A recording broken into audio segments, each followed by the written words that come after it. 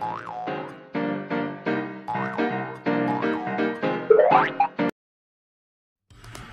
semuanya, kembali lagi kita akan belajar matematika. Kali ini kita akan belajar tentang satuan panjang.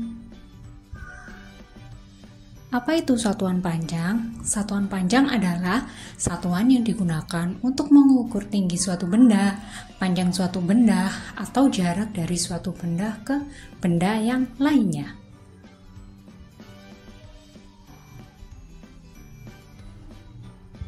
Untuk mempermudah kita menghafalkan satuan panjang, kita bisa menggunakan tangga satuan panjang seperti pada gambar yang berikut ini. Ada kilometer, hektometer, dekameter, meter, desimeter, sentimeter, dan milimeter. Jika naik 1, maka dibagi 10, turun 1 dikali 10. Aku masih belum hafal tangga satuan panjang. Bagaimana kalau kita nyanyikan saja? Kilo, hekto, dekameter, iya, oh. Desi, senti, milimeter, iya, oh. Naik ke atas, terus ke atas, itu dibagi. Turun ke bawah, terus ke bawah, itu dikali. Nah, kalau begini jadi mudah mengingatnya. Mari kita coba berlatih mengerjakan soal satuan panjang. 1 kilometer sama dengan titik-titik dekameter.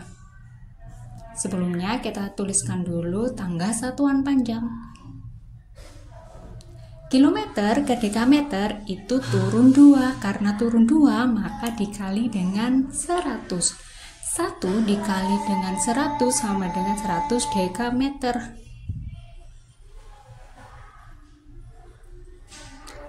Yang kedua, 5000 mm sama dengan titik-titik meter.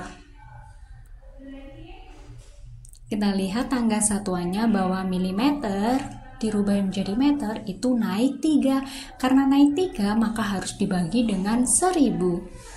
5000 mm dibagi 1000 sama dengan 5 meter. Kuis, 12 hektometer sama dengan titik-titik meter. Yang tahu jawab di kolom komentar ya. Terima kasih sudah menonton. Jangan lupa kunjungi Instagram @levelmalang dan jangan lupa follow. Jangan lupa juga like, komen, dan share, subscribe YouTube Dipa Learning Center. Terima kasih, sampai jumpa di video selanjutnya. Bye-bye.